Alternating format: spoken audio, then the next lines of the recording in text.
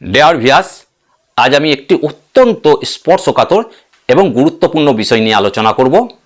ইদানিং কয়েক বছর দেখা যাচ্ছে আমাদের দেশে হিন্দু এবং মুসলমানের মধ্যে যেন একটা অদৃশ্য দূরত্ব এবং মতানৈক্য তৈরি হচ্ছে।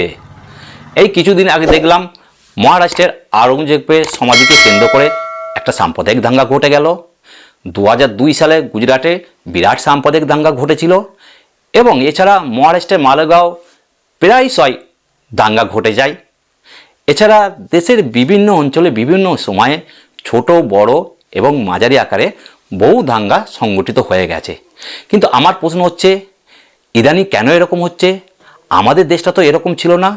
এ দেশটা তো ছিল হিন্দু মুসলমান খ্রিস্ট বৌদ্ধ জৈন সকলের মিলন মেলা। এদেশে সাম্প্রদায়িক সম্প্রীতি থেকে যুগে যুগে লেখকরা লেখনী ধারণ করেছেন, কবিরা কবিতা লিখেছেন এবং গায়করা আবেগে গেয়েছেন। কেউ বলেছেন এমন দেশটি কোথাও খুঁজে পাবে না কো তুমি, সকল দেশের রানী সে যে আমার জন্মভূমি। আবার কেউ বা আবেগে বলেছেন গাহি সাম্যের গান, যেখানে আসিয়া এক হয়ে গেছে সব বাধা ব্যবধান, হিন্দু বৌদ্ধ খ্রিস্ট মুসলমান। কিন্তু বর্তমানে কেন আমাদের এই ভেদাভেদ হচ্ছে, আমি সেই বিষয়টি একদম গোড়ার মূল ধরে আলোচনা করব। ডিয়ার ভিউয়ার্স, আপনাদের নিকট অনুরোধ, আপনারা অত্যন্ত মনোসংযোগ সহকারে পুরো ভিডিওটা দেখবেন। অনেক অজানা তথ্য জানতে পারবেন এবং আমাদের দেশে সাম্প্রদায়িক সম্প্রীতি বৃদ্ধি পাবে এবং আমাদের দেশের উন্নতি সাধন হবে। মূল বিষয় যাওয়ার আগে আমি আপনাদের সাথে আব্দুল হামিদ। দেখুন, ইদানিংকালে আমাদের হিন্দু মুসলমানের সম্পর্কের অবনতির অনেকগুলি কারণ আছে। আমি বিশেষ করে গুরুত্বপূর্ণ কয়েকটি কারণ নিয়ে আলোচনা করব। প্রথমেই যে কারণটি নিয়ে আলোচনা করব সেটাই হচ্ছে এক শ্রেণীর ঐতিহাসিক লেখক এবং সাহিত্যিক শিক্ষা প্রতিষ্ঠান সহ সারা দেশে সমাজে মুসলমানদের ইতিহাসটাকে বিকৃত এবং কলঙ্কিত করে দেখাচ্ছেন, যার ফলে আমাদের এই দুই সম্প্রদায়ের মধ্যে একটা ভেদাভেদ তৈরি হচ্ছে। প্রথমেই যেমন আমি বলি সুলতান মাহমুদের কথা। সুলতান মাহমুদ শতবার ভারত আক্রমণ করেছেন এবং তিনি সোমনাথ মন্দির সহ অনেক মন্দির লুণ্ঠন করেছেন। দেখুন, ইতিহাসে এমনভাবে দেখানো হচ্ছে যে সুলতান মাহমুদ একজন মুসলমান, তিনি হিন্দু মন্দির লুণ্ঠন করছেন। আসলে কি ব্যাপারটি তাই? দেখুন, সুলতান মাহমুদ ছিলেন গজনীর সম্রাট। তিনি ছিলেন একজন লুঠেরা এবং দস্যু প্রকৃতির সম্রাট। তিনি 1000 খ্রিস্টাব্দ থেকে 1027 খ্রিস্টাব্দ পর্যন্ত এই 27 বছরে সুলতান মাহমুদ 17 বার ভারত আক্রমণ করেছেন। এই দেখুন, সুলতান মাহমুদ যেহেতু লুটেরা ছিলেন, এখন সেই সময় ভারতবর্ষে অনেক মন্দির ছিল ধন ঐশ্বর্যে পরিপূর্ণ।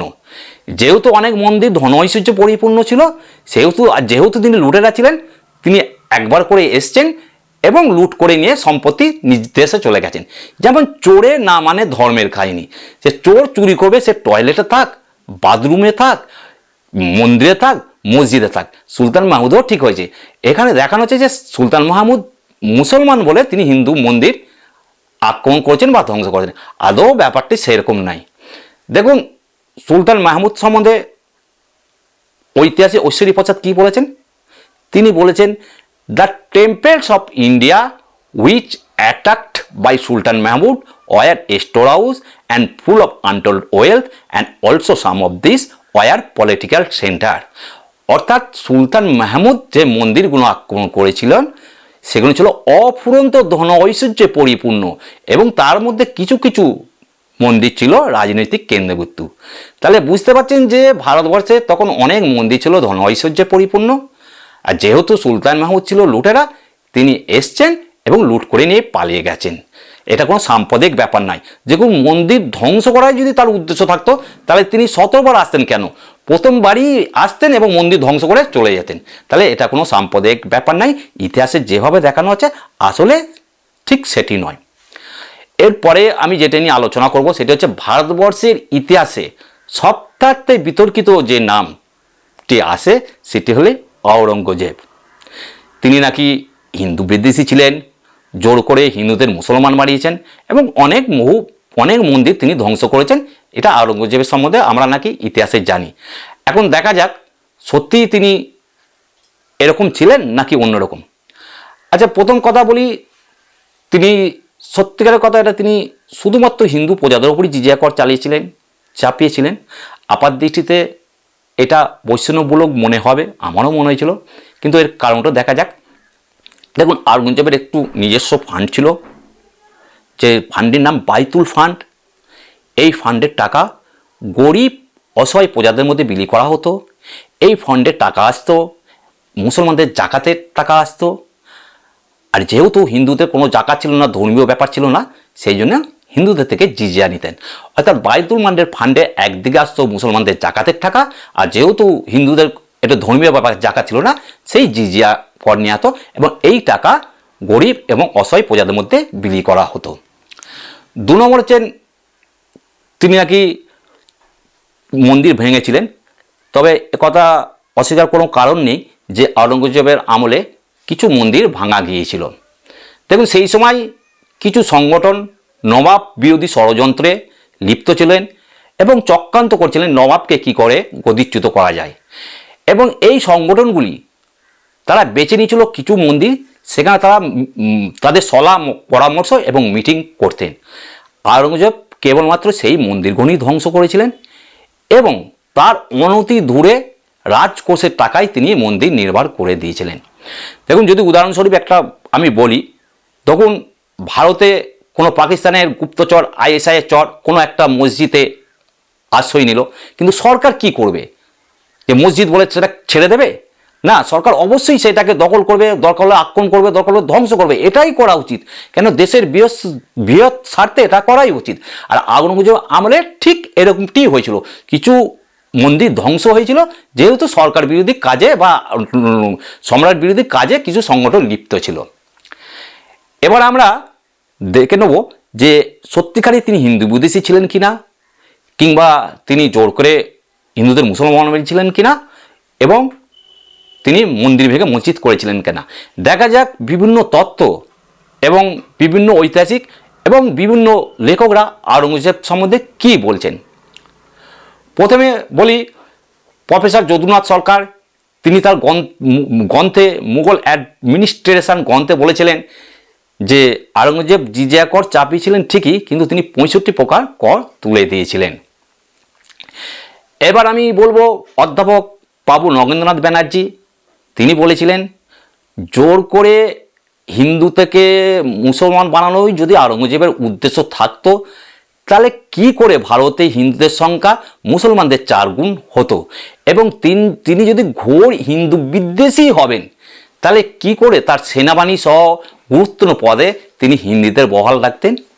দেখুন, আওরঙ্গজেবের সেনাবাহিনী সহ একাধিক গুরুত্বপূর্ণ পদে তিনি হিন্দুদের বহাল রেখেছিলেন। এখানে লজিক কি বলে, তিনি যদি সত্যিকারই হিন্দু বিদ্বেষী হবেন, তাহলে সেনাবাহিনী সহ তিনি অন্যান্য পদে কি হিন্দুদের রাখতেন? সুতরাং এটা ভিত্তিহীন। দেখুন, তার সেনাবাহিনীর মধ্যে যশবন্ত সিং, জয়া সিং এরা সব ছিলেন।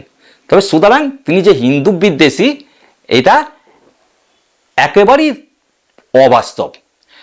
এরপরে আমি আপনাদের একটি গুরুত্বপূর্ণ তত্ত্ব বলবো। দেখুন, 1946 সালে 5ম এবং 6ষ্ঠ শ্রেণীর ছাত্রছাত্রীদের একটি পাঠ্যপুস্তক পড়ানো হতো, যে বইটির নাম ইতিহাস পরিচয়, যে বইটি হিন্দুস্তান প্রেস 10 রমেশচন্দ্র দত্ত স্ট্রিট, কলকাতা থেকে প্রকাশিত। দেখুন, এই বইয়ের কিছুটা অংশ আমি তুলে ধরছি। জোর করিয়া মন্দির ভাঙিয়া মসজিদ নির্মাণ করার উদ্দেশ্যই যদি আওরঙ্গজেবের থাকিত, তাহলে বর্তমানে ভারতে কোনো মন্দিরের অস্তিত্ব বোধহয় আজ দেখা যাইত না। বরং সেই রূপ তো দূরের কথা, বেনারস, কাশ্মীরে এবং অন্যান্য স্থানে একাধিক মন্দির তিনি নির্মাণ করে দিয়েছেন এবং তৎসংলগ্ন দেবোত্তর ও বামপত্র সম্পত্তিতে তিনি নিজ হাতে আওরঙ্গজেব দান করে গেছেন, যার সনদ আজও ভারতে বর্তমান। তাহলে বুঝতে পারছেন বিভিন্ন লেখক এবং ঐতিহাসিক তত্ত্ব কী দিয়েছেন। তিনি তো মন্দির ভাঙেননি, কিন্তু বেনারস, কাশ্মীর সহ একাধিক মন্দির তিনি নির্মাণ করে দিয়ে গেছেন। এবার আরেকজনের উক্তি আমি দেব, যেটা হচ্ছে আড্ডারে টক্সে ছিলেন নিউ ইয়র্ক বিশ্ববিদ্যালয়ের ইতিহাস বিভাগের অধ্যাপক। তিনি দক্ষিণ পশ্চিম এশিয়ার ইতিহাস পড়াতেন। তিনি কি বলছেন দেখা যাক। তিনি তার গ্রন্থ Aurangzeb the man and the myth এ বলেছেন, যারা ইংরেজদের ডিভাইডেড অ্যান্ড রুল অর্থাৎ ভাগ করো এবং শাসন করো এই নীতিকে সমর্থন করতেন, তারাই কেবল আওরঙ্গজেব সম্বন্ধে এসব প্রোপাগান্ডা ছড়িয়েছেন। সুতরাং বুঝতে পারছেন এই 70-80 বছরের মধ্যে কতটা ইতিহাস বিকৃত করেছেন। যারা করেছেন তারা কী উদ্দেশ্য করেছেন জানি না, কিন্তু এই ইতিহাস বিকৃতির ফলে আমাদের এই হিন্দু মুসলমান সম্প্রদায়ের মধ্যে একটা মতানৈক্য তৈরি হচ্ছে এবং একটা দূরত্ব তৈরি হচ্ছে। এগুলো গেল ইতিহাসের কারণ। এছাড়াও আরও কিছু কারণ আছে, যেমন এক শ্রেণীর মিডিয়া তারা এমন কিছু খবর পরিবেশন করেন যার মধ্যে আমাদের এই হিন্দু মুসলমান সম্প্রদায়ের মধ্যে বিশৃঙ্খলা তৈরি হয় এবং দূরত্ব তৈরি হয়।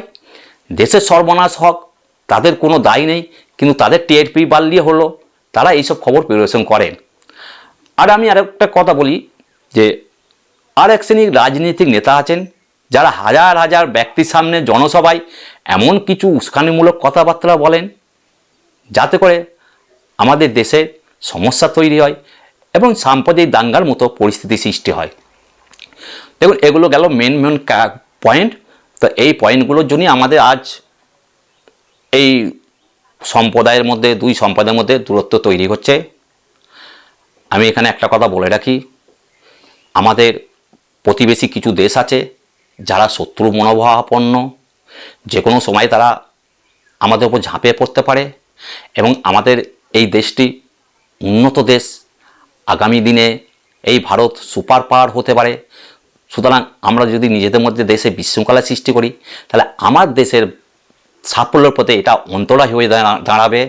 সুতরাং আমরা সকলে মিলেমিশে একসঙ্গে থেকে এই দেশটা যাতে করে আরও উন্নতির শিখরে পৌঁছাই সেটা আমাদের দেখা সকলের কর্তব্য।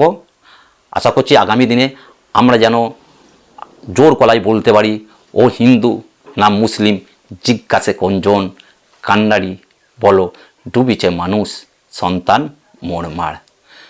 দেখুন, আপনাদের নিকট আমি বারবার বলি, আবারও বলবো, আপনারা আমার এই চ্যানেলটিকে লাইক, কমেন্ট এবং সাবস্ক্রাইব করবেন যাতে করে আমি আগামী দিনে আরও নতুন নতুন এবং গুরুত্বপূর্ণ ভিডিও আপনাদের সামনে নিয়ে আসতে পারি। আপনাদের সকলের জীবনের সাফল্য কামনা করি।